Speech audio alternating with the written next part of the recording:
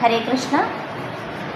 ओम अज्ञानातिमिरान्धस्य ज्ञानाञ्जनशलाकया चक्षुरुन्मीलितं येन तस्मै श्रीगुरवे नमः।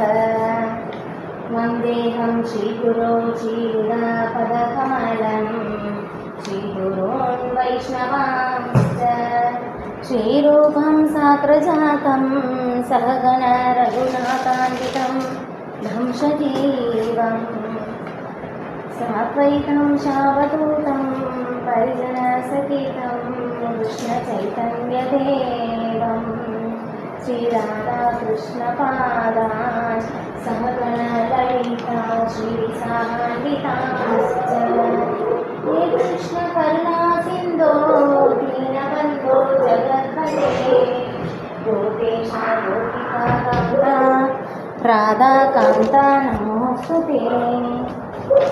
तप्तकाञ्चन गौराङ्गी राधे वृन्दावनेश्वरी वृषभानुसुते देवी प्रणमामि हरिप्रिये। वाञ्छाकल्पतरुभ्यश्च कृपासिन्धुभ्य एव च पतितानां पावनेभ्यो वैष्णवेभ्यो नमो नमः। नमो विष्णुपादाय कृष्णप्रेष्ठाय भूतले श्रीमते भक्तिवेदान्त स्वामिन् इति नामिने।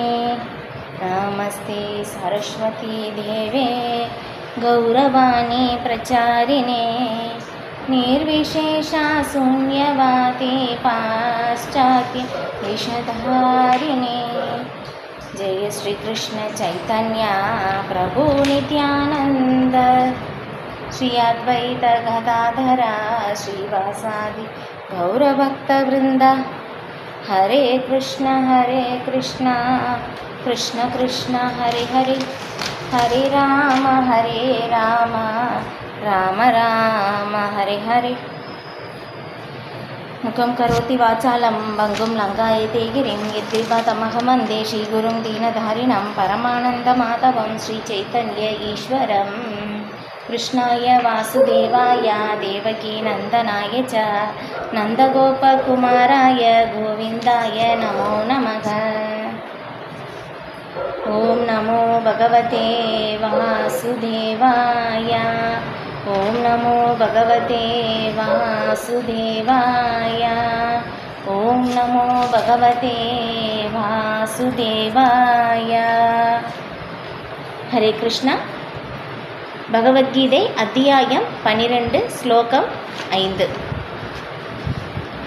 क्लेशो अधिगतरस्तेषाम् अव्यक्तासक्तचेतसाम् अव्यक्ता हि गतिर्दुःखं தேகவத்பிர் அவாபியதே.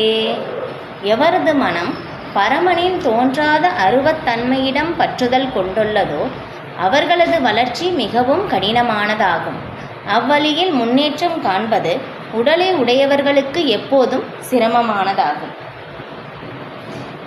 இதில் அர்ஜுனன் கேள்வி கேட்கிறார் இல்லையா, அருவமான வழிபாடு சிறந்ததா இல்லைன்னா பகவானுடைய பக்தி தொண்டு சிறந்ததா அப்படின்னு சொல்லிட்டு அந்த கேள்விக்கான பதில் இங்கே பகவான் சொல்கிறார். பகவானுடைய பக்தி தொண்டில் ஈடுபடுவது சிறந்தது அப்படின்னு சொல்லிட்டும் ஒரு ஆக்சுவல் அருவவாதி எப்படி இருப்பாங்க அப்படின்னு சொல்லி அப்போ அந்த அருவவாதியை பற்றியும் இங்கே விளக்குகிறார். அப்போ அந்த அருவவாதத்தை பயிற்சி செய்வது கண்டிப்பாக உடலை எடுத்தவர்களுக்கு ரொம்ப ரொம்ப சிரமம். ஏன்னா பகவானுடைய உருவத்தை பற்றி எல்லா இடத்திலும் தெளிவாக குறிப்பிடப்பட்டு இருக்கிறது. சாஸ்திரங்களிலும் பக்தர்களும் விவரித்து இருக்கிறார்கள் இல்லையா. பகவானை பக்தர்கள் அவர்களுடைய இதயங்களில் எப்பொழுதுமே காண்கின்றனர் இல்லையா. பிரம்ம சம்ஹிதையில் பிரம்மதேவர் சொல்லும் போதும் பிரேமாஞ்சன சுரித்த பக்தி விலோச்சனேன சந்தசதைவ ஹிருதயேசு விலோகயந்தி எம் ஷியாம சுந்தரம் அச்சிந்திய குணஸ்வரூபம் கோவிந்தம் ஆதிபுருஷம் தமகம் பஜாமி அப்படின்னு சொல்லிட்டோம் இல்லையா. பகவானை அவங்க எப்போவுமே இந்த பிரேம என்னும் மையினால் அலங்கரிக்கப்பட்டு இருப்பதால் அவங்களுடைய இருதயத்தில் எப்பொழுதுமே அவர்கள் பகவானை காண்கிறார்கள். இப்போ அதனால் பக்தர்கள் அவருடைய அனுபவத்தை நேரடியாக பகவானை பார்த்த அந்த சாஸ்திரங்களில் எப்படி குறிப்பிடப்பட்டு இருக்கிறதோ அந்த உருவத்தை பார்க்கின்ற அதே அனுபவத்தை எல்லாமே வந்து பதிவு செய்து இருக்கிறார்கள் இல்லையா. பிரம்ம சங்கீதையில் வந்து பகவானுடைய வடிவத்தை பற்றி முழுமையாக பதிவு செய்யப்பட்டு இருக்கிறது. ஏன்னா பகவானுடைய வடிவம் எப்படிப்பட்டது அப்படின்னு சொல்லி நேரிலேயே பிரம்மதேவர் வந்து பார்க்கிறார். ஏன்னா பகவானுடைய உருவம் எப்படிப்பட்டதாக இருக்கின்றது. ஏன்னா பகவான் வந்து சச்சிதானந்த ரூபம் அப்படின்னு சொல்லி நம்ம சாஸ்திரத்திலிருந்து கேட்குறோம். ஆனால் அந்த உருவத்தை வந்து அப்படியே நேரில் வந்து பார்க்கிறார் இல்லையாப்பா. அந்த உருவத்தை வந்து பார்க்கிறார். அதுக்கப்புறம் துருவ மகாராஜா கூட வந்து பகவானுடைய நேருக்கு நேராக பார்க்கிறார். அந்த வர்ணனை எல்லாமே வந்து பக்தர்கள் வந்து விவரித்து இருக்கிறார்கள். அப்போ அந்த உருவத்தை பார்ப்பது, அதை பற்றி கேட்பது நமக்கு வந்து ரொம்ப எளிமையானது இல்லையா. எதுவும் இல்லாத ஒன்றை வந்து நாம் பார்ப்பது வந்து தியானம் செய்வது ரொம்ப ரொம்ப கடினமானது இல்லை. எதுவுமே தெரியாத ஒன்றை தியானம் செய்வது முடியாத காரியம். அதான் தான் இங்கே வந்து பகவான் வந்து சொல்கிறாங்க. இப்போ இதில் வந்து நமக்கு அருவத்தை வந்து தியானம் செய்வது கண்டிப்பாக ரொம்ப கடினம் அப்படின்னு சொல்லிட்டோம் இல்லையா. அப்போ வந்து இதில் வந்து நம்ம பார்த்தோம், பாதி ஸ்லோகம் வந்து நம்ம இதில் வந்து பார்த்துருப்போம். அப்போ அர்ச்சாக விக்கிரகம் அதை பற்றியும் வந்து சொல்லப்பட்டு இருந்தது இல்லையா. பிரபுபாதர் வந்து விளக்கி இருந்தார். ஏன்னா வந்து இந்த தபால் பெட்டியில் இல்லையா நம்ம வந்து அங்கே கடிதத்தை வந்து போடும்போதும் நம்ம எங்கே போய் சேர வேண்டுமோ அங்கே போய் வந்து சேருது. இப்போ அதே மாதிரி தான் நமக்கு வந்து பகவானை வந்து நேரடியாக அணுக முடியாது. நம்ம பௌதிகமான உலகில் வந்து பௌதிகமான உடலை எடுத்து இருக்கிறோம். அப்போ நமக்கு தகுந்த மாதிரி பகவான் வந்து அர்ச்சா விக்கிரகமாக இல்லையா, கல், மரம், ஓவியம், இந்த மாதிரி ஒரு நிலையில் வந்து நாம சேவை செய்வதற்கு தகுந்தாற்போல் வந்து பகவான் நம்மளுடைய நிலைக்கு வந்து இறங்கி வந்து நம்முடைய சேவையை ஏற்றுக்கொள்கிறார் இல்லையா. அப்போ அந்த மாதிரி ஒரு இதுதான் வந்து அர்ச்சா விக்கிரகம். ஆனால் அர்ச்சா விக்கிரகம் வந்து பௌதிகமானதாக வந்து நான் நினைக்கக்கூடாது. பகவானிடமிருந்து வேறுபட்டது கிடையாது அர்ச்சா விக்கிரகம். இப்போ பக்தனை பொறுத்தவரையில் பகவானை நேரடியாகவும் உடனடியாக அணுகுவதில் சிரமம் ஏதும் இல்லை இல்லையா. பக்தரை வந்து உடனே வந்து கண்டிப்பாக அணுக முடியும். ஏன்னா பக்தர்கள் வந்து உடனே வந்து புரிஞ்சுக்கிறாங்க பகவான் இருப்பதை. எல்லா இடத்திலும் பகவான் இருப்பதை பக்தர்கள் வந்து புரிந்து கொள்கிறார்கள் இல்லையா. பிரகலாத் மகாராஜா உதாரணம் வந்து நம்ம எளிமையாக புரிந்து கொள்வதற்கு இல்லையா. வந்து எவ்வளவு அவங்களுடைய தந்தை வந்து இரணியகசிபு எவ்வளவு கஷ்டம் வந்து செய்த போதும் பகவான் இருக்கிறார் அப்படின்னு சொல்லிட்டு வந்து எப்போவுமே அந்த ஆழ்ந்த நம்பிக்கை, அது சரணாகதியின் ஒரு அம்சம். ஏன்னா எல்லா சூழ்நிலையிலும் பகவான் என்னை பாதுகாப்பார் அப்படின்னு சொல்லி. ஏன்னா வந்து பக்தர்கள் வந்து எப்போவுமே எந்த ஒரு இக்கட்டான சூழ்நிலை வந்தாலும் இல்லையா, நாமெல்லாம் எப்படி பண்ணுவோம், சாதாரண மனிதர்களாக நாம் வந்து நமக்கு வந்து ஒரு சின்ன நம்முடைய சக்திக்கு மீறி ஒரு வந்து நமக்கு இந்த கஷ்டம் வந்துருச்சு அப்படின்னாக்கா என்ன நினைப்போம், நான் எவ்வளோ வந்து பகவானுக்கு வந்து ஜபம் செஞ்சேன் இல்லையா, நம்ம இவ்வளோ சேவை செய்தேன், எனக்கு இந்த மாதிரி கஷ்டம் வந்துருச்சு அப்படின்னு சொல்லி நம்ம என்ன பண்ணுவோம், நம்முடைய மனது வந்து பகவான் மேலே இருக்கிற அந்த நம்பிக்கையை வந்து நமக்கு அதிலிருந்து விலகிடும் இல்லை. ஆனால் தூய பக்தர்கள் அப்படி கிடையாது. ஆபத்து அதிகம் வர பகவானை வந்து அதிகமாக சரணடைவார்கள். இதுதான் பக்தர்களுக்கும் ஒரு சாதாரண மனிதர்களுக்கும் உள்ள வித்தியாசம் இல்லையா. வந்து நாம் வந்து ஒரு கஷ்டம் வரும்போது பகவானை விட்டு விலகுவோம், இதுதான் நமக்கு நடக்கும். ஆனால் வந்து தூய பக்தர்கள் வந்து எல்லா சூழ்நிலையிலும் வந்து பகவான் தான் எனக்கு அடைக்கலம், பகவான் தான் எனக்கு எல்லாமே அப்படின்னு சொல்லிட்டு.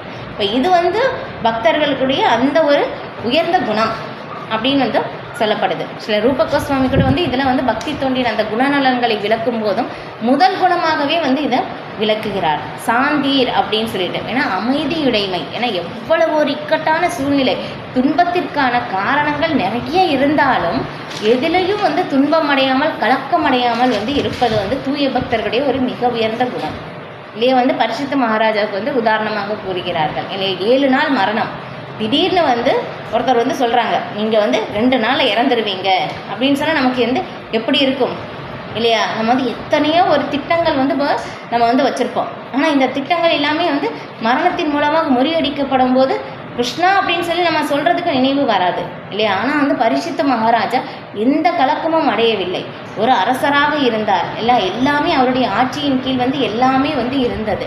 ஆனால் அப்படி இருக்கும்போது வந்து எந்த ஒரு இதுவும் இல்லை, ஆட்சியில் எல்லாமே வந்து அவருடைய விளைச்சல் நன்றாக வந்து இருந்தது, நாட்டு மக்கள் அவருடைய சொற்படி வந்து கேட்டார்கள், எந்த குறையும் இல்லாமல் இருந்தது. ஏன்னா கலிபுருஷனை கூட வந்து பரிசுத்த மகாராஜா ஆட்சியிலிருந்து வர முடியாமல் பரிசுத்த மகாராஜாவும் தடுத்தார். இப்போ அந்த மாதிரி ஒரு நிலையில் வந்து நல்ல ஆட்சி முறை இருக்கும்போதும் இல்லை, எல்லா செல்வங்களும் அனுபவிக்கிறதுக்கான சூழ்நிலை இருக்கும்போதும் இது வந்து ஒரு வாரத்தில் இன்னும் 7 நாட்களில் உங்களுக்கு மரணம் அப்படின்னு சொல்ல அடுத்த செகண்டே எல்லாத்தையும் வந்து துறந்துட்டாங்க இது வந்து நம்மளால் முடியாத காரியம். ஆனால் தூய பக்தர்கள் எப்போவுமே அவங்க வந்து எப்படி வந்து அவங்களுடைய மனநிலை இருக்கும்னா, சில பிரபுபாதர் இதை பற்றி விளக்குகிறார். பாண்டவர்களை பற்றி அவங்களுடைய சரித்திரத்தை விளக்கும் போதும், பரிசுத்த மகாராஜாவுடைய சரித்திரத்தை விளக்கும் போதும், தூய பக்தர்கள் எப்போவுமே வந்து பகவான் இப்போது என்னை வந்து அழைத்து கொள்வார், அவருடைய ராஜ்யத்தில், அவருடைய லோகத்தில் வந்து எப்போது என்னை அழைத்து கொள்வார் அப்படின்னு சொல்லி அந்த நல்ல தருணத்திற்காக காத்திருந்து இருப்பாங்களாமா. அதுதான் வந்து ஒரு தூய பக்தர்களுடைய நிலை. பகவான் இப்போது என்னை அழைத்து கொள்வார் அப்படின்னு சொல்லி. ஏன்னா தூய பக்தர்கள் எப்போவுமே வந்து புரிஞ்சுக்குவாங்க, இப்போ என்னிடம் இருப்பது எதுவுமே நிரந்தரம் இல்லை, எல்லாமே தற்காலிகமானது அப்படின்னு சொல்லி அந்த ஒரு மனநிலை எப்போவுமே வந்து இருக்கும். நான் பகவானுடைய பிரதிநிதி, எதுவுமே எனது சொந்தம் அல்ல, எல்லாமே வந்து பகவானுக்கு சொந்தமானது அப்படின்னு சொல்லி அந்த ஒரு மனநிலையிலிருந்து தூய பக்தர்கள் வந்து செயல்படுவார்கள் அப்படின்னு சொல்லி சில பிரபுபாதர் வந்து விளக்குகிறார். நீங்கள் பாண்டவர்களுடைய சரித்திரம் பார்த்தீங்கன்னா முதல் காண்டத்தில் வந்து வரும். அவங்க வந்து துறவரத்தை வந்து ஏற்பார்கள் பரிசுத்த மகாராஜை ஆட்சியில் வந்து அமர வைத்து. ஏன்னா கடைசி வந்து ஒரே ஒரு வாரிசு மட்டும் பரிசுத்த மகாராஜா தான். அப்போ அந்த பரிசுத்த மகாராஜாவை வந்து ஆட்சியில் வந்து அமர வைத்து விட்டு பகவான் வந்து இந்த பூமியை விட்டு அவருடைய ஆன்மீக உலகத்திற்கு சென்று விட்டார் அப்படின்னு தெரிஞ்ச உடனே பாண்டவர்கள் எல்லாருமே துறவரத்தை வந்து ஏற்கிறார்கள். இப்போ ஏற்கும்போது அப்போ அந்த விளக்க உரையில் வந்து சில பிரபுபாதர் வந்து ரொம்ப அருமையாக விளக்குகிறார். ஒரு பக்தர்களுடைய குணம் வந்து எப்படி இருக்கும், எந்த மாதிரி வந்து அவருடைய சிந்தனைகள் வந்து இருக்கும் அப்படின்னு சொல்லிட்டு. ஏன்னா நம்மளுடைய சிந்தனையிலிருந்து பகவானுடைய செயல்கள் எல்லாமே வந்து வேறுபட்டது. அதே மாதிரி தான் பக்தர்களையும் வந்து சிந்திப்பார்கள். பகவான் எப்படி வந்து இருக்கிறாரோ அந்த மாதிரி அவர்கள் வந்து சிந்திப்பார்கள். நாம் சிந்திக்கிற மாதிரி பக்தர்கள் வந்து சிந்திக்க மாட்டாங்க. அதான் இங்கே தூய பக்தர்களுடைய அவங்களுடைய வாழ்க்கை வரலாறும் படிக்கிறதும் பகவான். ஏன்னா இதை பற்றி வந்து சில பிரபுபாதர் வந்து விளக்குறாங்க. ஏன்னா பகவானுடைய செயல்கள் வந்து நம்ம கேட்பது எப்படி எந்த பலன் கிடைக்குமோ அதே மாதிரி தூய பக்தர்களுடைய செயல்களும் அவங்களுடைய நடத்தை அவங்களுடைய குணங்கள் அதை கேட்பதும் ரெண்டுக்குமே வித்தியாசமே கிடையாது. ரெண்டுமே வந்து ஒன்று தான். பகவானுடைய செயல்களை வந்து கேட்கும்போது எந்த பலன் கிடைக்குமோ அதே பலன் தூய பக்தர்களை பற்றி கேட்கும்போதும் பலன் வந்து கிடைக்கும் அப்படின்னு சொல்லி இதுதான் பக்தி தொண்டினுடைய முன்னேற்றம் அப்படின்னு சொல்லப்படுது. அதனால் தூய பக்தர்களை பற்றியும் அதை பற்றி தான் வந்து ஸ்ரீமத் பாகவதத்தில் முழுக்க விளக்கப்பட்டிருக்கு. இப்போ அதனால் வந்து நம்ம தினமும் வந்து அவங்களுடைய சரித்திரத்தை படிப்பது வந்து ரொம்ப ரொம்ப நல்லது. ஏன்னா பகவான் வந்து இதே வந்து சில பிரபுபாதர் வந்து விளக்குறாங்க. ஏன்னா எல்லாருடைய ஹிருதயத்திலையும் பகவான் வந்து பரமாத்மா இருக்கிறதுனால அதையெல்லாம் படிக்கும்போது பகவான் வந்து நம்முள்ளிருந்து பரமாத்மாவாக இருந்து மகிழ்ச்சி அடைகிறார். இப்போ அதன் மூலமாக நம்ம ஆன்மீக முன்னேற்றம் வந்து நமக்கு கிடைக்கும். இப்போ அதனால் தூய பக்தர்களுக்கும் பகவானை பற்றிய அந்த ஒரு முழுக்க அந்த ஒரு சரித்திரம் தான் ஸ்ரீமத் பாகவதம். அதனால் கண்டிப்பாக எல்லாருடைய வீட்டிலையும் இருக்க வேண்டியது ரொம்ப ரொம்ப முக்கியம். இந்த ஸ்ரீமத் பாகவதத்தை பற்றியே அர்ஜுனனிடம் பகவான் வந்து விவரிக்கும் போதும் யாருடைய இல்லத்தில் வந்து ஸ்ரீமத் பாகவதம் இருக்கிறதோ அவர்களிடம் பகவான் மிகுந்த மகிழ்ச்சி கொள்கிறார் அப்படின்னு வந்து சொல்கிறாங்க. ஏன்னா கண்டிப்பாக எல்லாருடைய இல்லத்தில் பாகவதம் வந்து இருக்க வேண்டும் அப்படின்னு சொல்லிட்டு இப்போ வந்து இந்த கலியுகத்தில் வந்து பகவான் அந்த ஒரு ரூபத்தில் வந்து அவதரிக்கிறார் இல்லையா. ஆனால் பகவானுடைய உருவம் தான் ஸ்ரீமத் பாகவதம். ஏன்னா பகவான் எந்த ரூபத்தை வேணாலும் எடுக்க முடியும் இல்லையா. பகவானுடைய தாமரை திருவடி தான் முதல் 2 காண்டங்கள். இப்போ இதுக்கப்புறம் வந்து ஒவ்வொரு இதாக வந்து 3வது காண்டம் 4வது காண்டம் பகவானுடைய தொடை அப்புறம் கரங்கள் இந்த மாதிரி வந்து போய் பகவானுடைய திருமுகம் தான் 10வது காண்டம்.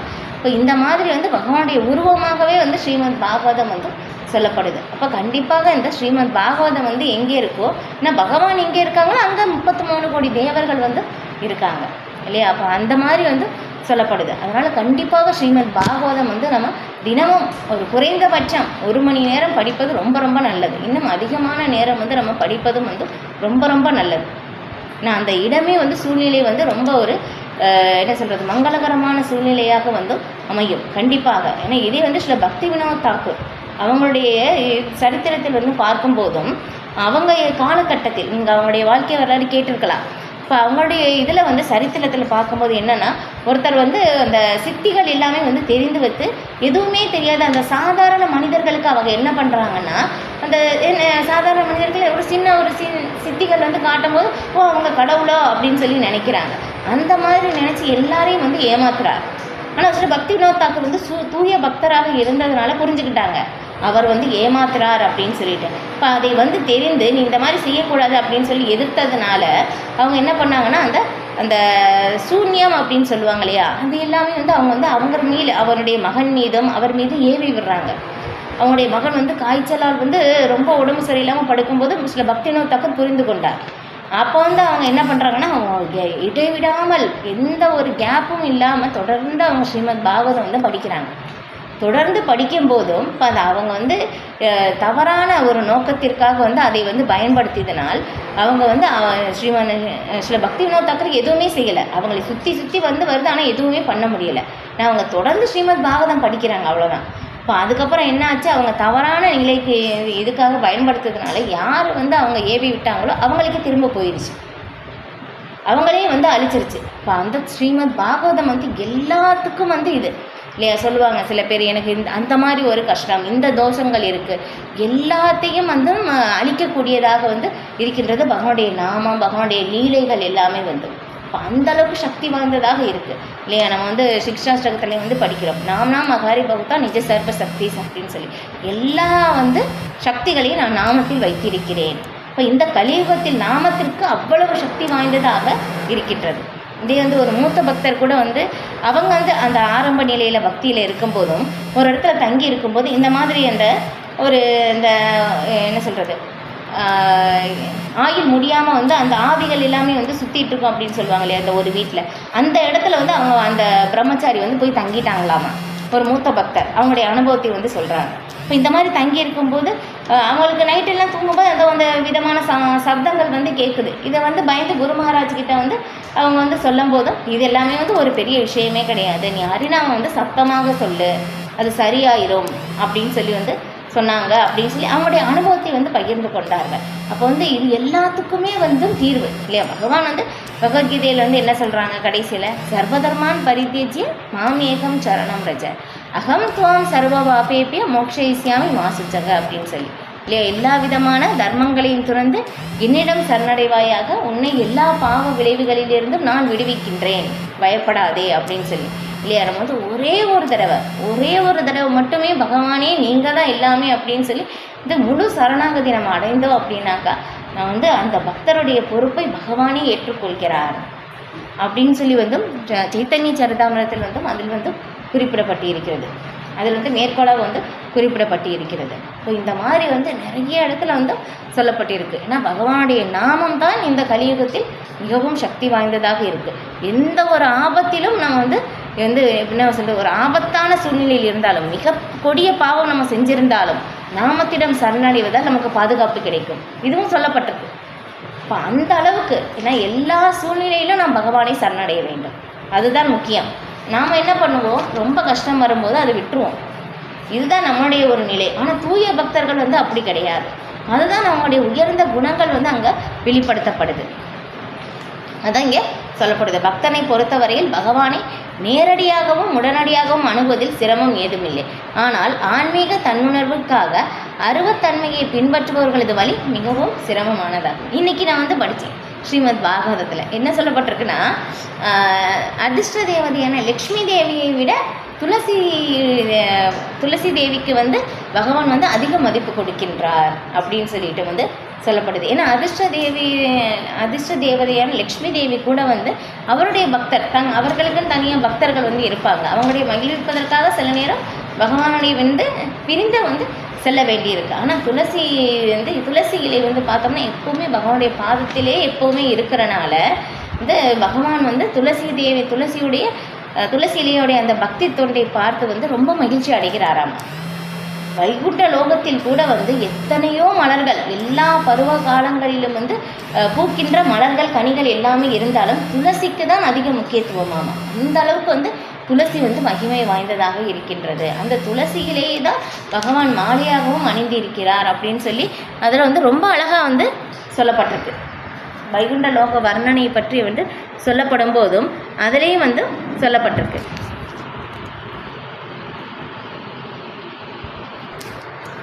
ஹரே கிருஷ்ணா. அப்போ துளசி இலையுடைய அந்த ஒரு அவர்களை வந்து பகவான் அவங்களுடைய பக்தி தொண்டில் வந்து பகவான் மிகுந்த மகிழ்ச்சியாக இருக்கிறார் அப்படின்னு வந்து சொல்லப்படுது. இதை பார்த்து வந்து அதிர்ஷ்ட தேவதைக்கே கொஞ்சம் பொறாமையாக இருக்காமா. இதை பற்றி சில பிரபுபாதர் வந்து விளக்குறாங்க. ஓகே, இப்போ அத்தகையோர் உபனிஷதங்கள் போன்ற வேத இலக்கியங்களின் மூலமாக பரமனின் தோன்றாத தன்மையை புரிந்து கொள்ள வேண்டும். வேத மொழியினை கற்று எல்லையற்ற உணர்வுகளை புரிந்து கொள்ள வேண்டும். மேலும் இவை அனைத்தையும் உணர வேண்டும். இது சாதாரண மனிதருக்கு அவ்வளவு சுலபமானதல்ல. மாறாக கிருஷ்ண உணர்வில் இருப்பவன் அங்கீகரிக்கப்பட்ட ஆன்மீக குருவின் வழிகாட்டுதலை பின்பற்றுதல், விக்கிரகத்தினை நெறிப்படி வழிபடுதல்,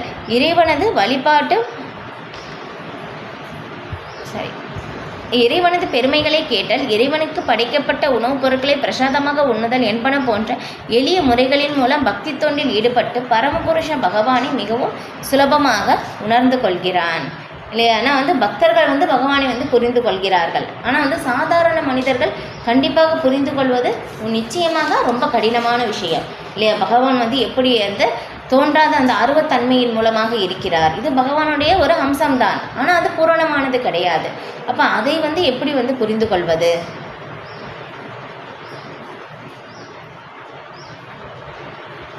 அப்போ அது எப்படி புரிந்து கொள்வது அப்படின்னு சொல்லும் போதும் இப்போ இதுக்காக ஸ்ரீல பிரபுபாதா அதனுடைய வழிமுறையை சொல்கிறாங்க. நம்மளால் புரிந்து கொள்ள முடியாது. அப்போ ஆன்மீக குருவை நாம் அணுக வேண்டும். இப்போ அங்கீகரிக்கப்பட்ட ஆன்மீக குருவை அணுகி அவருடைய வழிகாட்டுதலின்படி விக்கிரக வழிபாடு செய்வது, இல்லை பகவானுடைய பெருமைகளை கேட்பது, பகவானுடைய பிரசாதத்தை ஏற்பது, இது எல்லாமே எளிய வழிமுறையின் மூலமாக இல்லையா. நம்ம நிறைய தடவை திரும்ப திரும்ப பார்த்துருக்கோம். என்னென்னா பகவானை பக்தி தொண்டால் மட்டும்தான் புரிந்து கொள்ள முடியும். இந்த மாதிரி எளிமையான பக்தி தொண்டு சேவை செய்வதன் மூலமாக கொஞ்சம் கொஞ்சமாக நாம் தூய்மை அடைந்து பகவானை புரிந்து கொள்வதற்கான அந்த ஒரு வழியை நாம் தெரிந்து கொள்ள முடியும். இப்போ அருவவாதிகள் இறுதியில் பூரண உண்மையை உணராமல் போகலாம் என்ற அபாயம் இருந்த போதிலும் மிக கடினமான பாதையை அவசியமின்றி பின்பற்றுகின்றனர் என்பதில் எவ்வித ஐயமில்லை. ஆனால் பக்தனோ எவ்வித அபாயமோ சிக்கலோ கடினமோ இன்றி முழுமுதற் கடவுளை நேரடியாக அணுகுகிறான் இல்லையா. அந்த அருவத்தன்மையை பின்பற்றுபவர்கள் இறுதியில் பகவானை உணராமலும் போகலாம். ஆனால் ரொம்ப ரொம்ப கடினம் உணர்வது இல்லையா. அருவத்தன்மையின் மூலமாக புரிந்து கொள்வதே முடியாது. ஆனால் பக்தர்கள் எப்படி பண்ணுறாங்க, ஆன்மீக குருவின் மூலமாக அவர்கள் சொன்ன மாதிரி பகவானுடைய பிரசாதத்தை ஏற்பது, பகவானை பற்றி கேட்பது இல்லையா, விக்கிரக வழிபாடு, இந்த மாதிரி எளிமையாக பகவானுக்கு பக்தி தொண்டு சேவை செய்வதன் மூலமாகவே பகவானை எளிமையாக புரிந்து கொள்ள முடிகின்றது அப்படின்னு சொல்லிட்டோம் இல்லையா. அதான் சொல்லப்படுது. ஆத்தியம் இல்லை இதுலேயும் சொல்லப்படும், பிரம்ம சம்ஹிதையிலையும் சொல்லப்படும். வேதேசு துர்லபம் அதுர்லபம் ஆத்ம பக்தவ் அப்படின்னு சொல்லி இல்லையா. இப்போ பக்தர்களின் மூலமாக மட்டும்தான் பகவானை புரிந்து கொள்ள முடியும். பக்தி தொண்டால் மட்டும்தான் பகவானை புரிந்து கொள்ள முடியும். இப்போ புருஷோத்தமரான முழுமுதற் கடவுளிடம் சரணடைவதே இறுதி நிலை. அந்த சரணாகதி பக்தி என்று அறியப்படுகின்றது. ஆனால் அதை விடுத்து பிரம்மன் எது, பிரம்மன் அல்லாதது எது என்பதை புரிந்து கொள்ளும் சிரமத்தை ஏற்று வாழ்நாள் முழுவதும் ஒருவன் கழித்தால் அதன் விளைவு துன்பமயமானதே என்று அங்கே கூறப்பட்டுள்ளது. எனவே தன்னுணர்விற்கான இந்த கடினமான பாதையின் இறுதி பலன் நிச்சயமானதல்ல என்பதால் ஒருவன் இப்பாதையினை ஏற்கக்கூடாது என்று இங்கே அறிவுறுத்தப்படுகிறான். ஒரு உயிர்வாளியின் ஜீவாத்மாவின் தனித்தன்மை நித்தியமானதாகும். அவன் ஆன்மீக முழுமையுடன் ஐக்கியமாக விரும்புவதால் அவன் தனது சுய இயற்கையின் நித்தியத்தன்மை, அறிவுத்தன்மை ஆகியவற்றை உணராமலே தவிர ஆனந்தம் என்னும் தன்மையினை உணர முடியாது. அப்போ நம்ம பகவானும் நானும் ஒன்று அப்படின்னு சொல்லி அந்த பகவானோடு நான் ஒன்றாகி விட வேண்டும் அப்படின்னு சொல்லி அந்த மாதிரி நினைக்கும் போது கண்டிப்பாக நம்மளுடைய சச்சிதானந்தம் இல்லையா, பகவானும் சச்சிதானந்த ரூபமாக இருக்கிறார். நாமளும் பகவானுடைய இன்பத்தில் அந்த ஒரு தன்மையில் ஒரே நிலையில் தான் நாம் இருக்கின்றோம். ஆனால் அருவத்தன்மையில் நாம் பகவானோட ஒன்று கணக்கணும் அப்படின்னு சொல்லி நினைக்கும் போது அந்த உண்மை நிலை நம்முடைய தனித்தன்மையை அங்கே நம்மளால் புரிந்து கொள்ள முடியாது, ரொம்ப கடினம் அப்படின்னு சொல்லி இங்கே சில பிரபுபாதர் விளக்குறாங்க. அப்போ ஞான யோக வழிமுறையில் மிகவும் தேர்ச்சி பெற்ற அத்தகைய ஆன்மீகவாதி ஏதேனும் ஒரு பக்தனின் கருணையை பெற்றால் பக்தி யோகத்தின் நிலைக்கு வந்தடைய முடியும் இல்லையா. அருவவாதி பகவான் வெறும் அருவம்தான் இல்லையா, பகவான் வெறும் ஒளிதான், பகவான் ஒளி, நாமளும் ஒளி, பகவானோடு போய் ஒன்று கலந்துருவோம் அப்படின்னு சொல்லி நினைக்கிறாங்க. இப்போ இது ஞானிகள் ஞான யோக வழிமுறையில் இந்த மாதிரி செய்கிறாங்க. இது கண்டிப்பாக அவங்களுக்கு ரொம்ப கடினம்தான். பகவானை புரிந்து கொள்வது. ஆனால் வந்து அவங்களுக்கு அந்த மாதிரி ஞான யோக வழிமுறையில் போகிறவங்களுக்கு ஏதோ ஒரு பக்தருடைய ஒரு பாக்கியம் கிடைத்தால் அவங்க பகவானை வந்து புரிந்து கொள்ள முடியும். இதுதான் வழி. இல்லை அப்படின்னாக்கா வந்து கண்டிப்பாக வந்து முடியாது. அவங்க ஜென்மமாக வந்து அவங்க வந்து இதுக்காக முயற்சி செய்து கொண்டே இருக்க வேண்டும். பகவானை வந்து புரிந்து கொள்ளவே முடியாது. ஆனால் பக்தர்கள் வந்து பாருங்கள், பகவானுடைய நாமத்தை சொல்வது, பிரசாதம் சாப்பிடுவது, இதன் மூலமாகவே பகவானை ரொம்ப எளிமையாக வந்து புரிந்து கொள்கிறார்கள். இதுதான் வந்து பக்தர்களுக்கும் மற்ற ஆன்மீகவாதிகளுக்கும் உள்ள வித்தியாசம். அதுதான் இல்லையா? எப்படி வந்து இவங்க வந்து புரிஞ்சுக்கிறாங்க, எப்படி வந்து செய்கிறாங்க, எப்படி ஆனந்தமாக இருக்காங்க. பக்தர்களுடைய செயல் வந்து புரிந்து கொள்ளவே முடியாது. இப்போ அவங்க செய்கிறது எப்படி தெரியும்? வந்து பக்தர்கள் செய்கிற இந்த செயல்கள் கூட சாதாரண மனிதர்கள் செய்கிற மாதிரி தான் தெரியும். ஆனால் நோக்கம் வந்து வேறு இல்லையா? வந்து சாதாரண மனிதர்கள் வந்து தன்னுடைய புலன் இன்பத்திற்காக எல்லாமே வந்து செய்கிறாங்க. ஆனால் பக்தர்கள் வந்து ஒரே நோக்கம், பகவானை வந்து திருப்திப்படுத்த வேண்டும். அந்த ஒரு நோக்கத்திற்காக எல்லா செயல்களும் வந்து செய்வதால் வந்து பகவான் அவர்கள் உள்ளிருந்து ததாமி புத்தி யோகம் தான். அதை வந்து சாதாரண மனிதர்களுக்கு வந்து புரிந்து கொள்ளவே முடியாது இல்லையா?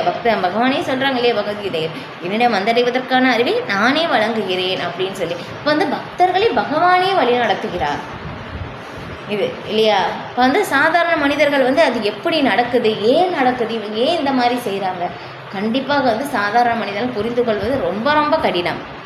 இப்போ ஏனெனில் அவனால் அத்தகைய ஆன்மீகவாதி ஏதேனும் பக்தரின் கருணையை பெற்றால் பக்தி யோக நிலைக்கு வந்தடைய முடியும். அப்போது கூட அவன் நீண்டகால அருவவாத பயிற்சி அவனுக்கு தொல்லையாகவே அமைகின்றது. ஏனெனில் அவனால் அக்கருத்தினை முழுமையாக கைவிட முடியாது இல்லையா? இப்போ இதுக்கு வந்து ஒரு உதாரணம் வந்து சில பிரபுபாதர் வந்து சொல்கிறாங்க, ரொம்ப அருமையான ஒரு உதாரணம். 2 பேர் வந்து போகிறாங்க பாட்டு கற்றுக்கிறதுக்காக. இப்போ அந்த மாதிரி பாட்டு கற்றுக்கும் போதும் ஒருத்தர்கிட்ட வந்து கேட்குறாங்க. முதல்ல ஒரு நபர்கிட்ட, உனக்கு வந்து உங்களுக்கு வந்து எந்த அளவுக்கு பாட்டு தெரியும்? எனக்கு எதுவுமே தெரியாது அப்படின்னு சொல்லும்போதும் சரி அப்படின்னு சொல்லிடுறாங்க. அப்போ வந்து அவங்களுக்கு வந்து ஒரு உதாரணம் அப்படின்னு சொல்லும்போது, உனக்கு வந்து 100 ரூபாய் தான் வந்து உனக்கு விலை, நீங்கள் வந்து கொடுக்கணும். இதுக்கு பயிற்சி இதுக்கு கற்றுக்கிறதுக்கு வந்து உங்களுக்கு நீங்கள் வந்து 100 ரூபாய் வந்து கொடுக்கணும் அப்படின்னு சொல்லிடுறாங்க. அப்போ வந்து இன்னொரு நபர்கிட்ட வந்து கேட்கும்போதும், உனக்கு வந்து எந்த அளவுக்கு இது தெரியும் அப்படின்னு சொல்லி, எனக்கு கொஞ்சம் நான் தெரிஞ்சு வச்சுருக்கேன் அப்படின்னு சொல்லும்போது, அப்போ உனக்கு 200 ரூபாய் அப்படின்னு சொல்கிறாங்க. என்னடா, அப்போ அவங்க சொல்கிறாங்க எதுவுமே தெரியாதவங்களுக்கு 100 ரூபா தான், எனக்கு வந்து 200 ரூபாய் அப்படின்னு சொல்லும் போதும், இப்போ எதுவுமே தெரியாதவங்களுக்கு என்ன சொல்கிறாங்களோ உடனே கற்றுக்குவாங்க. ஆனால் வந்து தெரிஞ்சவங்க வந்து எப்படின்னா தப்பாக தான் கற்று வச்சுருப்பாங்க. அது வந்து நீ வந்து இது வரைக்கும் கற்றுக்கொண்டது தப்பு அப்படின்னு சொல்லி புரிய வைக்கிறதுக்கே வந்து 4000. அதனால தான் அவங்களுக்கு அதிக விலை இல்லையா, 200 ரூபாய் அப்படின்னு சொல்லியிருப்பாங்க. அந்த மாதிரி வந்து ஞானிகள் வந்து இதுக்கு முன்னாடி அருவத்தை பற்றி தவறான ஒரு விளக்கத்தை வந்து வச்சுருக்காங்க. பக்தர்களுடைய அந்த ஒரு சங்கம் கிடைத்தாலும் அதுக்கு முன்னாடி இருக்கின்ற அந்த ஒரு இதை வந்து அவங்களால விடவே முடியாது. ரொம்ப ரொம்ப கடினம் இது இல்லையா? அதனால தான் வந்து சொல்லப்படுது, எந்த விதமான உள்நோக்கமும் இல்லாமல், எந்த விதமான நம்முடைய சுய கற்பனை எதுவுமே இல்லாமல் ஆன்மீக குரு என்ன சொல்கிறாங்களோ அப்படியே நாம் ஏற்றுக்கொள்ள வேண்டும். அப்போ வந்து என்ன ஆகும்னா, நம்மளுடைய பாதை வந்து ரொம்ப எளிமையாக்கப்படும் இல்லையா? அதற்கு வந்து இப்படி இருக்கலாமா, அப்படி இருக்கலாமா, அப்படி செய்யலாமா, நம்ம வந்து நம்முடைய சொந்த கற்பனையை அதில் வந்து திணிக்கும் போது நம்மளுடைய பாதை வந்து ரொம்ப கடினமாக வந்து போய்விடும். எந்த விதத்தையும் வந்து ஏற்றுக்கொள்ளாமல் ஆன்மீக குரு என்ன சொல்கிறாங்களோ அதை அப்படியே நாம் ஏற்றுக்கொள்ள வேண்டும். அப்படியே ஏற்றுக்கொண்டு அதன்படி பயிற்சி செய்யும்போது ரொம்ப எளிமையானது இல்லையா? இப்போ அதான் வந்து 7வது அத்தியாயத்திலே வந்து நம்ம பார்க்குறோம் இல்லையா? பகவான் வந்து அர்ஜுனனிடம் சொல்லும்போது தச்ருணு, என்னிடம் இருந்து கேள் அப்படின்னு சொல்லிட்டோம் இல்லையா? வந்து நம்ம வந்து இதை பற்றின விஷயங்கள், ஆன்மீகத்தை பற்றிய விஷயங்கள் யாரிடமிருந்து கேட்க வேண்டும் அப்படின்னு சொல்லும்போதும் பகவானிடமும் வந்து பகவானின் தூய பக்தர்களிடமிருந்து நாம் கேட்க வேண்டும். அப்போது தான் வந்து என்ன ஆகும்னா, நம்ம வந்து விஷயங்களை அப்படியே உள்ளபடி நாம் புரிந்து கொள்ள முடியும். அப்போது வந்து என்ன ஆகும், நமக்கு வந்து எளிமையாக வந்து புரிந்து கொள்ள முடியும். நம்முடைய சொந்த கற்பனையை அதில் வந்து நுழைக்கும் போது என்ன ஆகும், நம்முடைய பாதை ரொம்ப கடினமாகி வந்து அதிலிருந்து நாம் வந்து விலகி போவதற்கான வாய்ப்புகள் வந்து ரொம்ப அதிகம் இல்லையா? அப்போ வந்து முதல்ல வந்து என்ன, அது பகவத்கீதையிலே வந்து பார்க்கும்போதும் இல்லையா, அர்ஜுனன் வந்து பகவானே இதுவரைக்கும் நண்பனாக பேசி கொண்டிருந்த அர்ஜுனன் வந்து நான் வந்து ரொம்ப குழப்பம் அடைகிறேன் இல்லையா, எனக்கு வந்து என்ன செய்யணும் அப்படின்னு சொல்லி தெரியலை, கற்பன்ய தோஷம் பகுதஸ்வபாவ ரிச்சாமி துவாம் தர்ம சம்மூட சேதா இச்ரேயஸ்யான் நிச்சிதம் ப்ரூஹிதன்மை சிஷ்யஸ்தேகம் சாதிமாம் துவாம் பிரபன்னம் இல்லையா, நான் உங்களிடம் சரணடைகிறேன் கிருஷ்ணா அப்படின்னு சொன்ன பிறகுதான் பகவான் பேசவே ஆரம்பிக்கிறார் இல்லையா. அப்போ வந்து உறவு மாறுது. இதுக்கு முன்னாடி நண்பன் அப்படின்னு சொல்லி அந்த உறவு முறை இருந்தது பகவானுக்கும் அர்ஜுனனுக்கும் இல்லையா. நான் உங்களிடம் சரணடைகிறேன் சீடனாக அப்படின்னு சொல்லும்போது பகவான் ஆன்மீக குருவுடைய ஸ்தானத்தை ஏற்று அப்போது அங்கே பேசுகிறார் இல்லையா. ஒரு பெரிய குழப்பத்தை வந்து நமக்கு வந்து ஏற்படும் போது அந்த ஆன்மீக குருவை அணுகும் போது என்னாகும், நம்முடைய அந்த குழப்பத்திற்கான தீர்வு வந்து நமக்கு கிடைத்துவிடும். அப்போ வந்து அங்கேருந்து அப்போ வந்து இந்த மாதிரி சரணடைந்து இவ்வளோ கேள்விகள் வந்து அர்ஜுனன் வந்து கேட்கிறார். பகவான் பதில் சொல்லிக்கிட்டே வர்றார் இல்லையா. எந்த விதமான சுய கருத்து எதுவுமே வந்து அர்ஜுனன் வந்து திணிக்கலை. பகவான் என்ன சொன்னாங்களோ சொன்னது அப்படியே அர்ஜுனன் ஏற்றுக்கொண்டார்.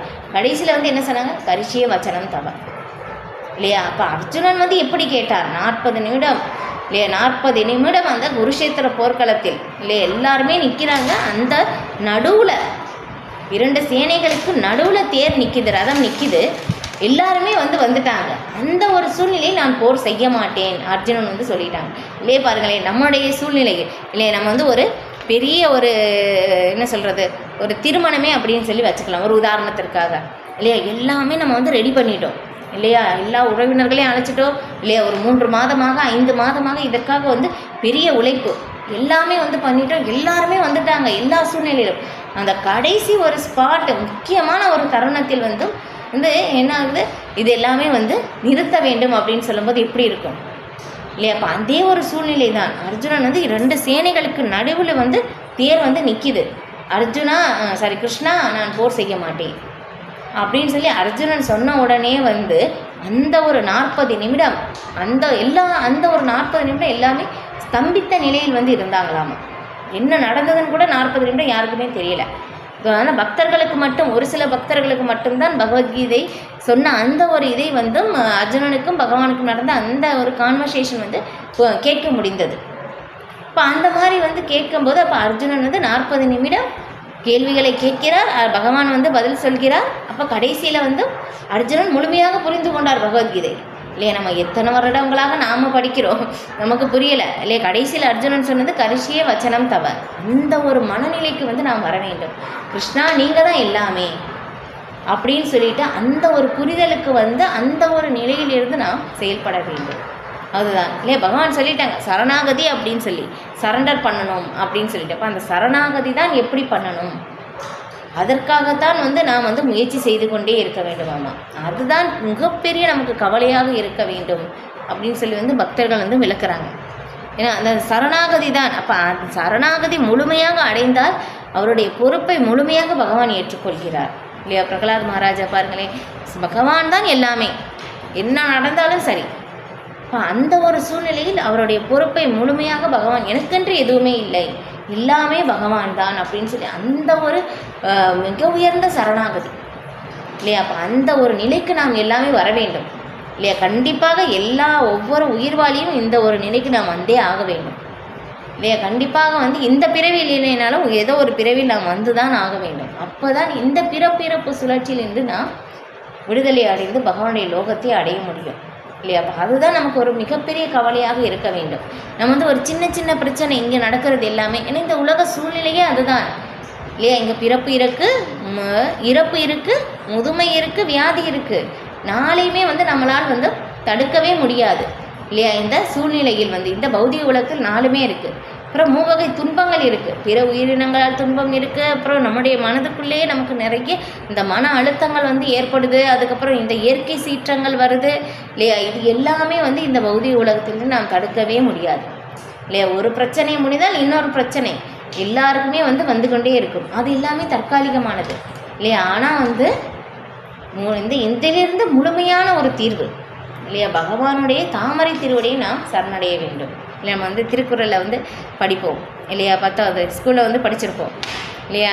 ஞாபகப்படுத்திக்கோங்க, பிறவி பெருங்கடல் நீந்துவர் நீந்தார் இறைவனடி சேராதார் அப்படின்னு சொல்லிட்டோம் இல்லையா. பிறவியாகிய இந்த பெருங்கடல், இந்த பௌதிக சாகரம் யார் ஒருவர் வந்து நீந்தி கடக்கிறார்களோ இல்லையா, அவர்களால் தான் இறைவனடியை சேர முடியும். மற்றவர்களால் வந்து முடியாது. அப்போ இதை வந்து நாம் வந்து நீந்தி கடக்க வேண்டும் இல்லையா. அதுக்குடைய வழிமுறை வந்து பகவானிடம் சரணாகதி அடைவது இல்லையா. எப்படி சரணாகதி அடைவது? நமக்கு கொடுத்த அந்த எளிய வழிமுறை இல்லையா. சைத்தன்ய மகாபிரபுவனுடைய கருணையின் மூலமாக ஹரே கிருஷ்ணா கிருஷ்ண கிருஷ்ண ஹரே ஹரே, ஹரே ராம ராம ராம ஹரே ஹரே அப்படின்னு சொல்லி இது எத்தகையான ஒரு மனநிலையிலிருந்து நாம் சரணடைகிறோமோ அப்போ அந்த அளவுக்கு வந்து நாம் பகவானை நோக்கி வந்து முன்னேறி செல்கிறோம் இல்லையா. இதுதான் வழி இந்த பௌதிக சூழ்நிலையில், வேற வழியே வந்து கிடையாது. ஓகே, அப்போ உயிருள்ள ஒவ்வொரு ஜீவாத்மாவிற்கும் சற்று சுதந்திரம் உள்ளது. அருவத்தன்மையினை உணர்வது தனது ஆனந்தமயமான ஆன்மீக இயல்பிற்கு எதிரானது என்பது அவன் தெளிவாக அறிய வேண்டும். இம்முறையை யாரும் ஏற்கக்கூடாது. பாருங்களேன், அருவத்தன்மைக்கு அதனுடைய ஆன்மீக பயிற்சி எவ்வளவு கடினமானது அப்படின்னு சொல்லி வந்து சொல்கிறாங்க பாருங்கள். அதுதான் தவறான ஒரு பாதையை வந்து ஆன்மீக பயிற்சி தனக்கென்று உருவாக்கி கொள்வது. அதை வந்து நாம் பின்பற்றக்கூடாது. அதுதான் வந்து இங்கே சொல்லப்படுது. இப்போ ஏனெனில் பக்தி தொண்டில் ஒருவனை முழுமையாக ஈடுபடுத்தும் கிருஷ்ண உணர்வே ஒவ்வொரு தனிப்பட்ட உயிர்வாளிக்கும் மிகச்சிறந்த வழிமுறை. இந்த பக்தி தொண்டினை ஒருவன் அலட்சியப்படுத்த விரும்பினால் அவன் நாத்திகனாக மாறிவிடும் அபாயம் உள்ளது இல்லையா. ஏன்னா பக்தி தொண்டை தவிர வேறு எதுவுமே ரொம்ப எளிமையான வழிமுறையே கிடையாது இல்லையா. இதுதான் பகவானை உணர்வதற்கான வழி. இதை தவிர வேறு வழியே கிடையாது இல்லையா. சுகதேவ கோஸ்வாமி கூட பரிஷித் மகாராஜிடம் சொல்லும் போதும் நம்ம இந்த பௌதிக உலகத்துக்கு வந்துட்டோம் இல்லையா. மேலுலகம் கீழுலகம் அப்படின்னு சொல்லி சுற்றி சுற்றி வந்துக்கிட்டே இருக்கோம் 84 லட்சம் வகையான உயிரினங்களில். அவங்களுக்கு வந்து ஒரே ஒரு உபாயம் இருக்குது. என்னன்னா பகவானுடைய பக்தி தொண்டை சரணடைவது தான். இதை தவிர வேறு உபாயமே கிடையாது. ரொம்ப அழுத்தமாக வந்து சொல்லப்பட்டிருக்கு. இந்த ஸ்லோகத்தை வந்து பக்தர்கள் வந்து திரும்ப திரும்ப இதுக்கான வந்து மூத்த பக்தர்கள் வந்து உங்களுடைய அனுபவத்தை வந்து பகிரும்போதும் அந்த ஒரு ஸ்லோகத்தை வந்து என்னமோ ஒரு 7 வாரமோ 5 வாரம் வரைக்கும் வந்து அதற்குரிய விளக்கத்தை வந்து கொடுத்தாங்களாமா. இந்த ஒரு ஸ்லோகத்தை இப்போ நான் சொன்னேன் இல்லையா, அந்த ஸ்ரீ சுகதேவ கோஸ்வாமி வந்து நமக்கு வந்து இந்த பௌதிக உலகத்தில் இந்த சுற்றி திரிகின்ற இந்த ஆத்மாக்களுக்கு வந்து இந்த பகவானுடைய பக்தி தொண்டை ஏற்பதை தவிர வேறு வழியே கிடையாது. இதுதான் வழி, வேறு உபாயமே கிடையாது. இதிலிருந்து விலகி போனால் ஆபத்து நமக்கு மட்டும்தான், வேறு வழியே இல்லை அப்படின்னு சொல்லி ரொம்ப அழுத்தமாக சொல்லப்பட்டிருக்கு ஸ்ரீமத் பாகவதத்தில். இப்போ அதனால் வந்து அந்த அளவுக்கு நம்ம வந்து பக்தி தொண்டு பாதை எவ்வளோ முக்கியமானது அப்படின்னு சொல்லி நாம் புரிந்து கொள்ள வேண்டியது ரொம்ப ரொம்ப அவசியம். எனவே சிந்தனைக்கு எட்டாததும் புலன்களுக்கு அப்பாற்பட்டதுமான அருவத்தன்மையின் மீது கவனத்தை செலுத்தும் வழிமுறை இந்த ஸ்லோகத்தில் ஏற்கனவே விளக்கப்பட்டபடி என்றுமே ஊக்குவிக்கப்படக்கூடாது. பாருங்கள், அந்த அருவத்தன்மை எப்படி சொல்லப்பட்டது பாருங்கள். நம்முடைய சிந்தனைக்கு எட்டாதது, அப்புறம் புலன்களுக்கு அப்பாற்பட்டது. பாருங்களேன், நம்முடைய புலன்கள் எப்படின்னா ஒரு எல்லைக்கு உட்பட்டதாக தான் வந்து இருக்குது இல்லையா. ரொம்ப கிட்டக்க இருந்தாலும் பார்க்க முடியாது, ரொம்ப தூரமாக இருந்தாலும் பார்க்க முடியாது. ஏதோ ஒரு லெவலில் இருக்கும்போது நமக்கு வந்து பார்க்க முடியும். அந்த மாதிரி ஒரு நிலையில் வந்து நாம் இருக்கின்றோம். ஆனால் இங்கே வந்து எப்படி சொல்லப்படுது, அருவத்தன்மை வந்து நம்முடைய புலன்களுக்கே அப்பாற்பட்டதுன்னு சொல்லிட்டாங்க. அதுக்கப்புறம் நம்முடைய சிந்தனைக்கு எட்டாதது. இப்போ அந்த அருவத்தன்மையை கண்டிப்பாக நாம் பயிற்சி செய்வது, அதை வந்து புரிந்து கொள்வது, அதனோடு வந்து கலப்பது அப்படின்னு சொல்கிறது கண்டிப்பாக ரொம்ப கடினமான காரியம். அதிலும் குறிப்பாக இந்த கலியுகத்தில் பகவான் ஸ்ரீகிருஷ்ணர் கண்டிப்பாக இந்த முறை வந்து பகவானை அடைவதற்கு சிபாரிசு செய்யவில்லை அப்படின்னு சொல்லி ரொம்ப அழுத்தமாக சொல்லப்பட்டது.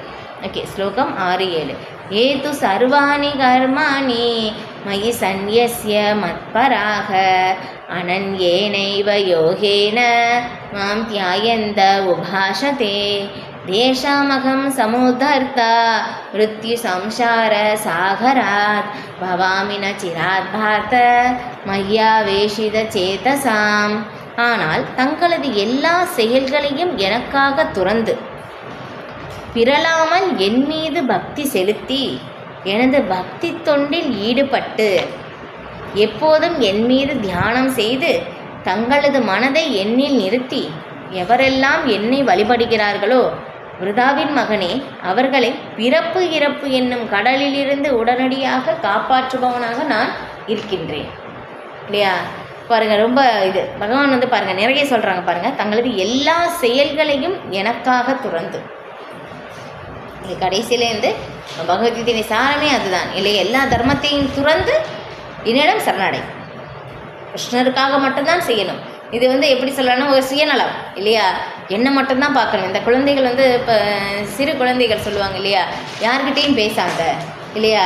யாரையும் வந்து பார்க்காத, எதுவுமே பண்ணாத, டிவி பார்த்துட்டு இருந்தாலும் ஆஃப் பண்ணிடுவாங்க. யார்கிட்ட வந்து பேசியிருந்தாலும் கையை பிடிச்சி வந்து இழுப்பாங்க இல்லையா? ட்ரெஸ்ஸை பிடிச்சி வந்து இழுப்பாங்க. என்கிட்ட தான் பேசணும், என்ன மட்டும்தான் பார்க்கணும் அப்படின்னு சொல்லிட்டு இல்லையா? இப்போ இந்த மாதிரி ஒரு மனநிலையெல்லாம் வந்து எப்படி வந்தது? எல்லாமே பகவானிடம் இருந்து தான் வந்தது இல்லையா? எல்லாத்துக்கும் ஆதி மூலம் பகவான் தான் இல்லையா? அதான் பகவான் வந்து இங்கே சொல்கிறாங்க, தங்களுடைய எல்லா செயல்களையும் எனக்காக துறந்து பிறலாது என் மீது பக்தி செலுத்தி இல்லையா? பிறலாது எப்படின்னா தொடர்ந்து சொல்கிறாங்க இல்லையா? வந்து இன்னைக்கு மட்டும் இல்லையா, காலையில் ஒரு நாள் மட்டும் காலையில் நேரத்தில் 4 மணிக்கு எழுந்திரிச்சு வந்து நம்ம ஜெபம் செய்வது. இப்போ வந்து அதுக்கப்புறம் 2 நாள் வந்து கிடையாது. அப்புறம் சண்டே லீவு.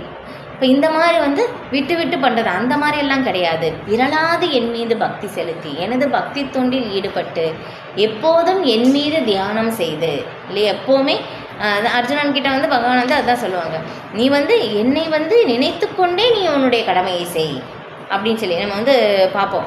முன்னாடி வந்து பார்த்துருப்போம், 3வது அத்தியாயம் நினைக்கிறேன். இப்போ அதில் வந்து பார்த்துருப்போம். இப்போ தங்கள் மனதை எண்ணில் நிறுத்தி இல்லையா? மன்மனா பகவத் பக்தோ மத்தியாஜி மாம் நமஸ்குரு, அதுலேயும் வந்து இதே தான் வந்து பகவான் சொல்கிறாங்க இல்லையா? எப்போதும் என்னை பற்றி நினைத்து எனது பக்தனாக ஆகி என்னை வழிபட்டு. அப்போ அதே இங்கேயும் வந்து அதே தான் வந்து சொல்கிறாங்க, எவரெல்லாம் என்னை வழிபடுகிறார்களோ பிருதாவின் மகனே அவர்களை பிறப்பு இறப்பு என்னும் கடலில் இருந்து நான் காப்பாற்றுபவனாக இருக்கிறேன். ஏன்னா எப்பவுமே கிருஷ்ணரையே நினைத்து கொண்டு இருந்தால் வந்து பகவான் வந்து அவர்களை வந்து என்றுமே அவருடைய பொறுப்பை முழுமையாக பகவான் ஏற்றுக்கொள்கிறார் இல்லையா? வந்து இதிலே வந்து 2வது அத்தியாயத்தில் கடைசியில் நினைக்கிறேன் இல்லையா? அதில் வந்து சொல்லப்படுது, நீ வந்து பாவிகளிலேயே மிகவும் பாவியாக இருந்தாலும் இல்லையா, இந்த ஞானக்கடலில் பாவிகளிலெல்லாம் நீ பெரும் பாவியாக இருந்தாலும் இந்த ஞானம் என்னும் படகில் ஏறிவிட்டால் நீ துன்பக்கடலை கடந்து விடலாம்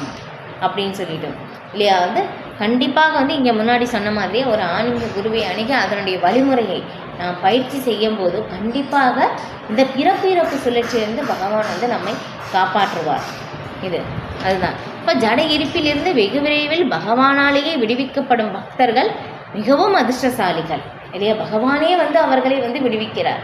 எவ்வளோ ஒரு மிக பாக்கியமான ஒரு இது இல்லையா? இவ்வளோ அதான் அவங்க சில பிரபுபாதர் வந்து இங்கே வந்து சொல்கிறாங்க அதிர்ஷ்டசாலிகள் அப்படின்னு சொல்லிட்டு இல்லையா? வந்து நம்முடைய உண்மையான அந்த ஒரு இலக்கு, மனித வாழ்வின் இலக்கு எதுவாக இருக்க வேண்டும்?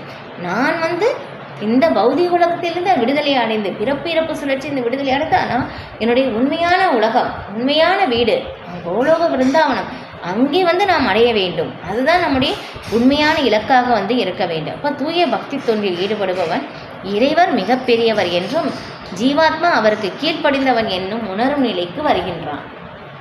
இதுதான் ஆரம்ப நிலை. புரிந்து கொள்வது, நான் பகவானுடைய ஒரு பாகம் இல்லையா? வந்து பகவானுடைய இன்பத்திற்காக நான் ஒத்துழைக்க வேண்டியவன், பகவானுடைய விருப்பத்திற்கு இணங்கி நான் வந்து நடக்க வேண்டியவன் அப்படின்னு சொல்லி புரிந்து கொள்வது தான் ஆன்மீகத்தின் மிக உயர்ந்த நிலை. அந்த ஒரு நிலைக்கு வந்து உணரும் நிலைக்கு வந்து வரும்போதும் நாம் வந்து ஆன்மீக உலகத்திற்கு போகிறதற்கான தகுதி இல்லையா? வந்து இதே வந்து ஸ்ரீமத் பாகவதத்திலையும் ஸ்ரீ பிரபுபாதர் வந்து விளக்குறாங்க, யார் வந்து ஆன்மீக உலகத்துக்கு போகிறதற்கான தகுதி அப்படின்னு சொல்லிட்டு இல்லையா? அவங்க வந்து எந்த ஒரு ஆன்மீகமாக எந்த முயற்சியும் அவங்க செய்யலை, தியானமும் செய்யலை, ஜபமும் செய்யலை, தவமும் செய்யலை, எதுவுமே செய்யலை. ஆனால் வந்து அவங்க பகவானுடைய லீலைகள் கேட்கும்போது ரொம்ப பரவச நிலை அடைந்து ரொம்ப ஆனந்தம் அடைந்து பகவான் இந்த மாதிரி எல்லாமே வந்து லீலைகள் வந்து செய்திருக்கிறாரா அப்படின்னு சொல்லி பகவானுடைய பெருமைகளே கேட்கும்போது அவங்களுக்கு கண்ணிலேருந்து தண்ணி வருது. இந்த மாதிரி ஒரு பரவச நிலை ஏற்பட்டாலே போதுமாமா ஆன்மீக உலகத்திற்கு போகிறதற்கான தகுதி அப்படின்னு சொல்லி ஒரு இடத்தில் வந்து விளக்கப்பட்டுள்ளது. இன்னொரு இடத்தில் வந்து எப்படி விளக்கப்பட்டிருக்குன்னா, நம்ம வந்து பகவானுக்கு அந்த பக்தி தொண்டு சேவை செய்வதில் 100% வந்து அந்த நற்குணங்களில் நாம் வந்து வளர்ச்சி பெற்று இருக்க வேண்டும். அந்த வளர்ச்சி பெற்று இருந்தால் நம்ம ஆன்மீக உலகத்தை வந்து அடைய முடியும். இப்போ அந்த நற்குணங்கள் என்ன? நான் பகவானுடைய ஒரு நித்திய சேவகன், பகவானுடைய இன்பத்திற்கு நான் ஒத்துழைப்பது அப்படின்னு சொல்லி அந்த ஒரு உணரும் நிலைக்கு வந்து வருவது. சும்மா வார்த்தையால் வந்து சொல்வதில்லை, அந்த உணரும் நிலைக்கு வந்து நாம் வந்து அதன்படி நாம் நடந்து கொள்வது. அதை புரிதல் நமக்கு ஏற்பட்டுச்சு அப்படின்னாக்கா பகவான் வந்து நம்மை வந்து நாம் போகிறதுக்கு முன்னாடி பகவானே வந்து நம்மை அழைத்து கொண்டு போய்விடுவார். பகவான் வந்து நம்முடைய பார்த்து கொண்டு இருக்கிறார் நம்முடைய மனநிலை இல்லையா? யாரை வேணாலும் நம்ம ஏமாத்திடலாம். பரமாத்மாவை வந்து பகவான் வந்து எல்லாரோட இடத்துலையும் இருக்க, பகவானே பரமாத்மாவை வந்து ஏமாற்ற முடியாது இல்லையா? பக்தி செய்கிறேன் அப்படின்னு சொல்லி வெளிப்படையாக மற்ற பக்தர்களை வந்து ஏமாற்றலாம், ஆனால் பகவானை வந்து நான் ஏமாற்ற முடியாது. அதுதான் இப்போ அந்த ஒரு நிலைக்கு வந்து வர வேண்டும். இப்போ இன்னொரு இடத்துல வந்து விளக்கப்பட்டிருக்கு, சில பிரபுபாதர் வந்து விளக்குறாங்க. என்னது? காமக்ரோத லோப, இதிலிருந்து யார் வந்து விடுதலை பெற்றிருக்கிறார்களோ அவங்க பகவானுடைய ராஜ்யத்திற்கு நுழைய முடியும் அப்படின்னு சொல்லிட்டு. இப்போ இது வந்து ஒவ்வொரு இடத்துல வந்து விளக்கப்பட்டிருக்கு. அதான் ஒரே வழிமுறை, பகவானுடைய லீலையை நம்ம எந்த அளவுக்கு வந்து நாம் கேட்டுக்கொண்டே இருக்க வேண்டும். ஒரு தடவை கேட்டாச்சா திரும்ப கேட்க வேண்டும், திரும்ப திரும்ப நாம் கேட்டுக்கொண்டே இருக்க வேண்டும். இதுதான் வழிமுறை இல்லையா? சில பிரபுபாதர்கிட்ட வந்து பக்தர்கள் வந்து கேட்குறாங்க. இப்போ வந்து ஒவ்வொரு சூழ்நிலையிலும் நீங்கள் வந்து எல்லா நிலையிலும் வந்து சில பிரபுபாதர் வந்து பக்தர்களுக்கு வந்து சொன்னது என்னென்னா, நீங்கள் ஹரே கிருஷ்ண மந்திரம் மகாமந்திரம் என்றுமே வந்து சொல்லிக்கொண்டே இருக்க வேண்டும் அப்படின்னு சொல்லிட்டு. அப்போ வந்து ஒரு பக்தர் வந்து கேட்குறாங்க, இப்போ வந்து இங்கே இதில் 2 நாட்டுக்கு இடையிலையும் வந்து போர் நடக்குது. இப்போ இந்த சூழ்நிலையில் நாம் வந்து என்ன செய்ய வேண்டும்? நீங்கள் ஹரே கிருஷ்ண மந்திரம் ஜபம் செய்ய வேண்டும். இதுதான் நமக்கு வந்து எந்த ஒரு ரொம்ப ஆனந்தமாக இருந்தாலும் ஹரே கிருஷ்ண மந்திரம் சொல்லணும் இல்லையா? ரொம்ப கஷ்டமாக இருந்தாலும் ஹரே கிருஷ்ண மகாமந்திரம் சொல்லணும். இக்கட்டான சூழ்நிலை ஏற்படுதா ஹரே கிருஷ்ணா சொல்லணும் இல்லையா? வேறு இடத்துல ஏதாவது துன்பம் ஏற்படுதா ஹரே கிருஷ்ணா சொல்லணும் இல்லையா? எந்த ஒரு சூழ்நிலையும் நம்ம ஹரே கிருஷ்ணா சொல்லணும். அதுதான் நம்முடைய இயக்கமே, அதுதான் இல்லையா? இதுதான் நிலை, இதுதான் நாம் செய்ய வேண்டும், இதுதான் நம்ம திரும்ப திரும்ப திரும்ப வந்து பயிற்சி செய்ய வேண்டும் இல்லையா? இது வந்து நம்ம திரும்ப அதே உதாரணம் தான் இல்லையா? பிரகலாத் மகாராஜா இல்லையா எப்படி சொன்னாங்க? எல்லா சூழ்நிலையிலும் ஓம் நமோ பகவதே வாசுதேவாய, அதுதான் அந்த ஒரு நாமம் மட்டுமே நம்மை வந்து காப்பாற்றும் இல்லையா? உண்மையிலேயே அந்த நம்ம எந்த அளவுக்கு நம்ம சொல்கிறோமோ அந்த அளவுக்கு அந்த நம்பிக்கையுடைய அந்த ரகசியம் வந்து நமக்கு தானாகவே வந்து வெளிப்படும். அந்த நிலையும் வந்து இருக்குது, அந்த நம்பிக்கையுடையும் வேறுபாடு இருக்குது. நம்பிக்கை எல்லாருக்குமே இருக்குது, ஆனால் அந்த திடமான நம்பிக்கை வந்து நமக்கு இல்லை இல்லையா? ஓகே, ஹரே கிருஷ்ண மந்திரம் சொன்னால் நல்லது, ஓகே நான் சொல்கிறேன். ஆனால் எல்லா சூழ்நிலையிலும் நம்ம சொல்கிறோமா? ரொம்ப இக்கட்டான சூழ்நிலை வரும்போது அதுதான் முக்கியம். அந்த நம்பிக்கையில் வேறுபாடு இருக்குது. சில பேருக்கு 10% நம்பிக்கை இருக்கலாம், சில பேருக்கு 20 இருக்கலாம் இல்லையா? நம்ம வந்து எப்படி அந்த நம்பிக்கை வந்து 100% அந்த நம்பிக்கையை வந்து வைக்க வேண்டும். அந்த பயிற்சி தான் வந்து நான் வந்து அதில் தான் நான் முன்னேற்றம் வந்து கொண்டு வர வேண்டும். அதுதான் மிக உயர்ந்த இலக்கு, அதுதான் வந்து மிக உயர்ந்த நிலை. ஓகே, அப்போ ஜீவாத்மாவின் கடமை இறைவனுக்கு தொண்டாற்றுவதாகும். இல்லையெனில் அவன் மாயைக்கு தொண்டாற்ற வேண்டி வரும்.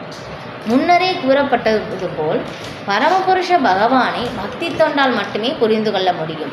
எனவே பக்தியில் ஒருவன் முழுமையாக ஈடுபட வேண்டும். கிருஷ்ணரை அடைவதற்கு ஒருவன் தன் மனதை அவர் மீது முற்றிலும் நிலைநிறுத்த வேண்டும். கிருஷ்ணருக்காக மட்டுமே செயல்பட வேண்டும். எவ்வித செயலில் அவன் ஈடுபட்டுள்ளான் என்பது முக்கியமல்ல, ஆனால் அச்செயல் கிருஷ்ணருக்காக செய்யப்பட வேண்டும். இதுவே பக்தி தொண்டின் தரம் இல்லையா? நம்ம வந்து இது வந்து பார்க்குறோம், அர்ஜுனனுடைய உதாரணத்தில் வந்து கூட வந்து பார்க்குறோம் இல்லையா? இப்போ பார்த்த அதே உதாரணம் இல்லையா? முதல்ல அர்ஜுனன் வந்து என்ன சொன்னார்? நான் போர் செய்ய மாட்டேன். இதுவும் அர்ஜுனனுடைய சுய விருப்பம். செயல் வந்து நம்ம வந்து யாருக்காக செய்கிறோம் அதுதான் ரொம்ப ரொம்ப முக்கியம்.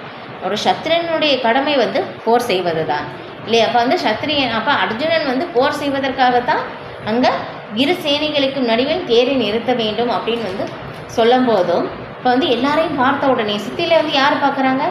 அவனுடைய நண்பர்கள், பாட்டனார்கள், குருமார்கள் இல்லையா, ஆசிரியர்கள், இவங்க எல்லாருமே வந்து பார்க்கும்போதும் ஐயோ இவங்களை எல்லாமே வந்து கொன்ற பிறகு நான் வந்து எப்படி வந்து ஆட்சியை வந்து ஏற்றுக்கொள்ள முடியும்? இவங்கெல்லாம் போயிட்டாங்கன்னா இல்லையா? நம்முடைய ஸ்ரீ பிரபுபாதர் வந்து இதற்குரிய விளக்கம் சொல்லும் போதும் நம்ம வந்து எதுக்காக வந்து ரொம்ப அழகாக வந்து ஆடை அணிகிறோம் இல்லையா? ரொம்ப அழகாக வந்து நம்ம வந்து நகைகள் எல்லாம் போட்டுக்கிறோம், ரொம்ப ஆடை அணிகிறோம். எதுக்காக? நம்முடைய நண்பர்கள், உறவினர்கள் அவங்களுமே பார்த்து ரொம்ப நல்லா இருக்குது அப்படின்னு சொல்லி அவங்ககிட்ட காட்டுறதுக்காக தான் வந்து நம்ம போடுறோம் இல்லையா? அவங்க எல்லாருமே வந்து போயிட்டாங்கன்னா நம்ம இதெல்லாம் அழகுபடுத்தி என்ன பிரயோஜனம்? அர்ஜுனன் வந்து நம்ம தரப்புல இருந்து பேசுகிறாங்க இல்லையா? அப்போ வந்து நான் எதுவுமே எல்லாமே இருந்து எனக்கு வேஸ்ட்டு தானே, எனக்கு ராஜ்யம் எதற்கு, எதுவுமே வேண்டாம், எல்லாருமே போயிடுவாங்க இல்லையா? வேடிக்கையாக சொல்லும்போது நம்ம யார்கிட்ட போய் வந்து இதெல்லாம் வந்து போய் காட்டி பெருமைப்படுவது அப்படின்னு சொல்லும்போது, அப்போ அந்த மாதிரி அர்ஜுனன் வந்து நம்ம சைட்டில் இருந்து இந்த தரப்புகள் வார்த்தைகள் எல்லாம் வந்து முன்வைக்கிறார். அதுக்கப்புறம் வந்து பெரியவர்கள் வந்து இறந்துட்டாங்க, சரி அவங்க செஞ்சாலும் செய்யட்டும், அவங்க வந்து என்னை கொல்லணும் அப்படின்னு நினச்சாலும் கொல்லட்டும், நான் வந்து அவர்களை கொல்ல தயாராக இல்லை. ஏன்னா ஒரு சத்திரியர் வந்து ஏன்னா ஒரு தூய பக்தராக இருந்ததுனால அவங்களுடைய மனநிலை ரொம்ப சாஃப்டாக இருக்கு அர்ஜுனனுக்கு. ஆனால் ஒரு சத்திரியனுடைய கடமை கண்டிப்பாக போர் செய்ய வேண்டும் இல்லையா, போர் செய்ய வேண்டும். ஆனால் வந்து அது ஒரு தூய பக்தருடைய அந்த அன்பான ஒரு மனநிலையினால் வந்து என்னாச்சுன்னா, இப்போ ஒரு பணிவான மனநிலையால் வந்து அந்த ஒரு நிலை வந்து நான் போர் செய்ய மாட்டேன், அவர்களை நான் வந்து கொல்ல விரும்பவில்லை. ஐயோ அவங்களை கொண்டுட்டாங்க அப்படின்னாக்கா வந்து பெரியவர்கள் எல்லாமே போயிட்டாங்கன்னா கீழே இருக்கிறவங்க வந்து சிறியவர்களுக்கு பாதுகாப்பு இல்லாமல் போயிருமே, வர்ண சங்கரம் ஏற்படுமே அப்படின்னு சொல்லி பகவான் வந்து அர்ஜுனன் வந்து திரும்ப திரும்ப திரும்ப அந்த வாதங்களை நம்ம சைட்டில் இருந்து நாம் எப்படி பேசுவோமோ அந்த ஒரு நிலையிலிருந்து அந்த வாதங்கள் எல்லாமே வந்து முன்வைக்கிறார் இல்லையா. அதுக்கப்புறம் தான் சரணாகதி அடைந்த பிறகு பகவான் வந்து உபதேசிக்கிறார் இல்லையா. அப்போ அதுக்கப்புறம் என்ன, ஆரம்பத்தில் அர்ஜுனன் வந்து போர் செய்ய மாட்டேன், போர் செய்யணும் அப்படின்னு சொல்லி வந்ததும் சுய விருப்பம். இரண்டாவது போர் செய்ய மாட்டேன் அப்படின்னு சொல்கிறதும் சுய விருப்பம்.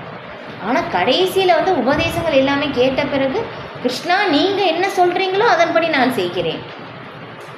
இது பக்தி தொண்டு இல்லையா. இதுதான் வந்து நம்ம புரிந்து கொள்ள வேண்டியது இல்லையா. நம்முடைய போர் செய்வேன் அப்படின்னு சொல்லி அர்ஜுனன் முதல்ல வந்தது சுய விருப்பம், அதுவும் வந்து பக்தி தொண்டு கிடையாது. இரண்டாவது நான் போர் செய்ய மாட்டேன் அப்படின்னு சொல்வதும் அர்ஜுனனுடைய சொந்த விருப்பம், இப்போ அதுவும் வந்து பக்தி தொண்டு கிடையாது. இப்போ உபதேசங்கள் எல்லாமே கேட்ட பிறகு கடைசியில் வந்து கிருஷ்ணா நீங்கள் என்ன சொல்கிறீங்களோ அப்படியே நான் செய்கிறேன், வெற்றி தோல்வி கருதாது, என்ன நடந்தாலும் சரி நீங்கள் என்ன சொல்கிறீங்களோ அதன்படி அப்படியே நான் நடந்து கொள்கிறேன், கரிசிய வச்சனம் தவறு. இப்போ அதுதான் பக்தி தொண்டு.